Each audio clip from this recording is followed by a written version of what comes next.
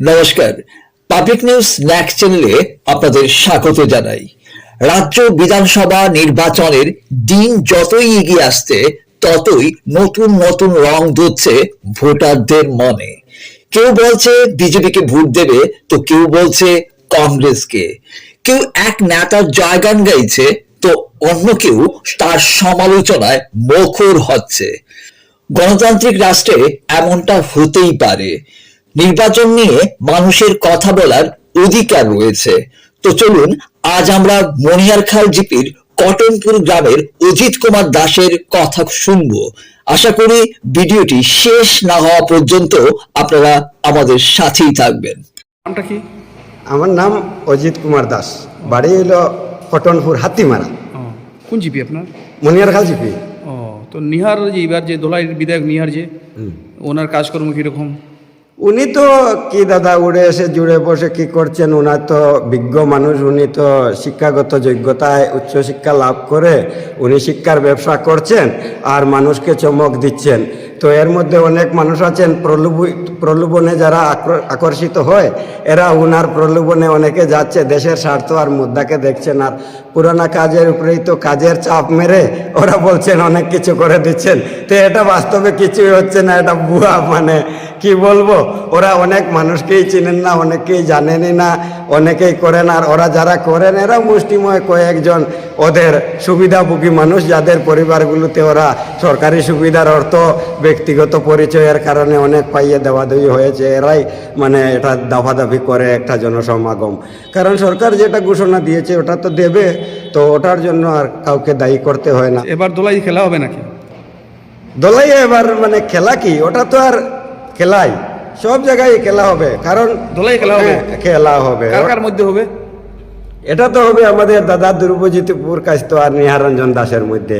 মানে এটা বিরাট খেলা, মানে এই খেলার পরিণাম কি বলবো, এবার দেখবে দোলাইবাসী। এর নাম খেলা, এটা কংগ্রেস বলে নয়, এটা কংগ্রেস সরকারি খেলা, গণতন্ত্রের খেলা, অধিকারের খেলা। হয়তো দল আজকে নিয়ে টিকিট নিয়ে হয়ে লড়বে, খেলবে, কি করবে ওটা কোনো ব্যাপার না। কংগ্রেস না বিজেপিকে ভোট দিবেন?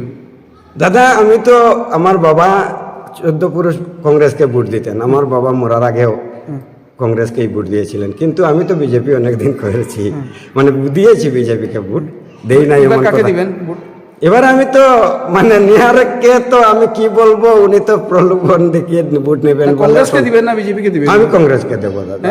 এবার আমি ধ্রুবজ্যোতিপুর কাস্তকে, কারণ উনি কংগ্রেসকে দিবেন না বিজেপিকে দিবেন? কংগ্রেসকে দেবো ভোট দিবেন। বর্তমান যে বিজেপি এখানে আমরা দেখতে পাচ্ছি, যে বিজেপি এখানে এক দলাল চক্র কাজ করছে। আসলে যে বিজেপি মূল বিজেপির বুটের সংখ্যার মানুষ, এরা সবাই ঘরে বসে আছে আর অনেক কিছু জানেই না। আর এক চক্রের মানুষ সরকারি স্কিমগুলা শুধু নিজের ব্যক্তিগতভাবে কিছু পারিবারিক কয়েকটি সংগঠনের কয়েকজন লোক হয়তো পাচ্ছেন, হয়তো বিজেপির বিশেষ বর্গের মানুষ জানেন না যে আমরা বিজেপির থেকে পাচ্ছি কি আর কি পাচ্ছি না। তো আমরা মূলত ভূমিপুত্র যারা আছি, তো ভূমিপুত্রের অধিকার বিজেপি দেবে না। যারা বংশ পরম্পরাক্রমে ভূমিপুত্র তারা ভূমিপুত্রই থাকবেন। তো আমরাও ভূমিপুত্র, সবাই ভূমিপুত্র থাকবে। তাহলে বিজেপি এখানে ছোট ছোট কিছু স্কিম দিয়ে, এই স্কিমগুলো মানুষের সামনে এই দিয়েছি সেই দিয়েছি এগুলো দিয়ে আর কয়েকজনকে ব্যক্তিগত সুবিধা পাইয়ে দিয়ে সরকারি দপ্তরগুলো আমাদের দলাইয়ের মনে করেন বিজেপির অবস্থা যেমন, কয়েকজনের হাতেই দাপটের মুখে অনেকে যেতেই পারেন না, জানেন না কি হচ্ছে। কিন্তু দলাইটা মনে করেন এখন আমরা এই বিরোধী দলীয় নয়, আমরা কিন্তু বিজেপির যে পরিস্থিতি দেখতে পাচ্ছি, এই পরিস্থিতিতে দেখছি কয়েকজন মানুষ শুধু বিজেপিকে নিজের পকেট বা ভোট ব্যাংক করছেন আর এইটা নিয়েই কাজ করছেন। তো এই সমস্যা দেখলে আমরা যারা ভূমিপুত্র মানুষ সবাই কংগ্রেসকে কেউ খারাপ পাবে না। কারণ যাদের পিতৃপুরুষ 3 পুরুষ অনেকেই কংগ্রেস করেছেন, এখন কি বলা যাবে কংগ্রেস যে খারাপ এমন কি বলবো। আমরা RSSের কথা বললে দেখি রাষ্ট্রীয় স্বয়ংসেবক সংঘের ডক্টর কেশব বলিরাম হেডগেওয়ারজি, উনিও কংগ্রেস করেছেন। নেতাজি সুভাষচন্দ্র বসু উনিও কংগ্রেস করেছেন। অনেকেই যারা প্রথম থেকে বাঙালি নেতারা করেছেন, অনেক জাতীয় সংগঠনের নেতারা করেছেন, সবাই কংগ্রেস করেছেন। তো কংগ্রেসের দোষ কি? এই রাহুল গান্ধীর সমস্যা। আমরাও যদি এখান থেকে কংগ্রেসের ভালো লোক হয়ে সংসদে পৌঁছতে পারি, তো রাহুল গান্ধীকে ফেলে রেখে আমরাও কংগ্রেসের প্রধানমন্ত্রী হতে পারবো? শুধু আমরা রাহুল গান্ধীর দিকে দেখবো কেন? তো এইটা একটা সমস্যা রাহুল গান্ধী শুধু করবে, তো এটা বিজেপির সমস্যা না। আমরা একদিন জেনেছি যে ওরা বলেছিল, আমি অনেক কিছুই জানি ওদের ব্যাপারে, কারণ ওরা বলে যে মানে হিন্দুত্ববাদী হলে মানে বিজেপি করতেই হয়, এরা কি কংগ্রেস করতে পারে না? না, ওরাও কংগ্রেস করতে পারে, সবাই কংগ্রেস করতে পারে, কংগ্রেসে কোনো দোষ নেই। শুধু রাহুল গান্ধীর ব্যক্তিগত থাকবে কেন? আমরা যদি সবাই দাপট দিয়ে দলের সংগঠনে কাজ করে কংগ্রেসকে আমাদের করে নিতে পারি, তো বিজেপির যেই রূপ সেই রূপ কংগ্রেসের। কালকেই হিমন্ত বিশ্ব শর্মা মনে করেন আমাদের এই আসামের শিক্ষামন্ত্রী, এই মন্ত্রী সেই মন্ত্রী অনেক ছিলেন, তারপরে উনি মুখ্যমন্ত্রী হলেন। আরও কি মানুষ আসাম থেকে হতে পারবে না? তো তারপরে আরও দ্বিচারিতা আছে, যেটা ওরা জানতে পারবেন ভালো করে বিজেপির কার্যকর্তারা। ওরা কয়েকজনকে হয়তো সংগ্রহ করে শুধু 2-4 জনের মাধ্যমে দল চালাচ্ছেন, কিন্তু দলের সর্বমোট ভোটার যেন ওদের আওতাধীন বলে যে প্রচারণা ওরা করছেন, এটা কোনোভাবে কাম্য নয়। কারণ আমরা ব্যক্তিগতভাবে আমরা নিচু লেভেলের মানুষ, গ্রামের অঞ্চলে কাজ করি, আমরা ওখানে দেখতে পারছি যে কংগ্রেসের সুফল এবার আমাদের ভূমিপুত্র ক্যান্ডিডেট আছে, যার কারণে আমাদের ভূমিপুত্রের গৌরব। এবার আমরা আসাম বিধানসভায় ভূমিপুত্র হিসাবে বরাকের বিভিন্ন শ্রেণীর মানুষ যাবে। এর মধ্যে আমরা অনেক ভালোবাসি একটি পরিষদ, যেটা বরাকবেলি পাটনি পরিষদ নামে পরিচিত। ওই পাটনি পরিষদের দাদারা আজকে সংসদে বিধানসভায় যাবেন, ওই বিধানসভায় ওদের দেখবেন আজকে 300 বছরের যাদের ইতিহাস আছে ওদেরও আজকে কেউ গণে না, ওদেরকে পাটনি বলে ছেড়ে দেওয়া হয়। আমি সেই কাস্ট থেকে বিলং করি, এসসি কাস্টের মানুষ। তো আমরা অনেক কিছু মানে সরজমিনে দেখছি যে বিজেপির যে কর্মহলে কিছু একদল দাপট দিয়ে যাচ্ছেন, ওদের গতি হয়তো বেশি ভালো হবে না। বর্তমান যেমন বাংলাদেশের আওয়ামী লীগের হয়েছে, যদি বুঝে যান এই দেশের জনতা, তো মুষ্টিময় কয়েকজন বিজেপির নেতাকে যদি উপড়ে ফেলতে পারেন, তো এইবার আমাদের দাদা ধ্রুবজ্যোতি পুরকাইস্ত দাদা, উনি সগর্বে আমাদের স্বদেশী। আর বিজেপি তো একটা কথা বলে, বিদেশি হটাও, বিদেশি বর্জন বহিষ্কার করো।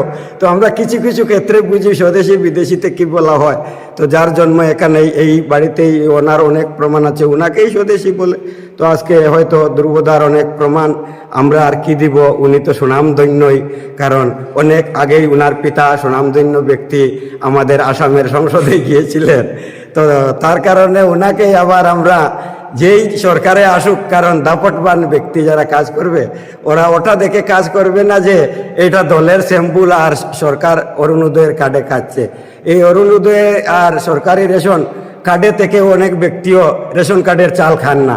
তো আমিও এটাও এই দাদার যুগেদি বলতে চাই, অনেক সময় সরকার বলতে পারে রেশন কার্ডের চাল খায়, বড় বড় কথা বলে। তো আমিও আমার পরিবারের, আমার স্ত্রী এবং আমার মেয়ে অরুণোদয় কার্ডের চাল পায়, সরকারি ব্যবস্থা পায়। আমি এবং আমার 2 ছেলে ওইটা সরকারি সুবিধা নেই না, মানে ওটা ভালো লাগে না। সরকার ওটা দেওয়ার পরে মানে কুটা দেয়। তো ওই মানে সরকারি কুটা দেওয়াটা নেতারা আজকে শরম লাগে দেখতে। আমি মানে সিলেটি ভাষায় কথা বলতে আরো ভালোবাসি, যে ওইটা লজ্জাজনক ব্যাপার হয়ে গেল। অনেকেই আসে ঘরে কুঠা দিতে গিয়ে বলেন মা বোনদেরকে এই দিয়েছি সেই দিয়েছি, ছোট ছোট স্কিমের সমস্যাগুলা বলে সভা সমিতিগুলাকে গ্যাদারিং করে রাখেন। ওরা বলেন না আমাদের মূল সমস্যা কোথায় আছে, কি হয়েছে। ওরা মুষ্টিময় সামান্য কয়েকজনকে কিছু সুবিধা পাইয়ে দিয়ে গৌহাটি থেকে শিলচর করে, আর কয়েকজনের ব্যক্তিগত নাম দিয়ে কয়েকটি পরিবারের ব্যক্তিগত সুবিধা করে দিচ্ছেন। এর কারণে দলাইয়ের জাতি জনগোষ্ঠী বিভিন্ন সম্প্রদায়ের এতে অনেক কাজ হচ্ছে না। আর ওইটা যেমন বিজেপির আসামের সিএম দিয়েছিলেন, ওটার বিনিময়ে অনেক ক্যান্ডিডেটরা সুফল পেতে আসছেন, বলছেন উনি দিয়েছেন। উনি কেউ কারো পিতৃ সম্পত্তি কাউকে দেননি, যেটা দিয়েছেন দেশের তুলনামূলক কাজ হয়েছে। তো আমরা আরও চাই ধ্রুবদাকে যদি আমরা বিধানসভায় পাঠাই, তে আমাদের আরও শতগুণ কাজ হবে। আমরা বিধানসভায় সচরাচর বিচরণ করব, আর আমরা এখানের ভূমিপুত্র বলে পরিচয় দিতেও আবার খোঁজ নিতে হবে। আর আমরা এখানে সব জাতি জনজাতি, আমরা প্রায় পূর্বপুরুষ সবাই সিলটি বা বরাকের মানুষ হিসাবে পরিচিত। আমরা মনিয়ারখালের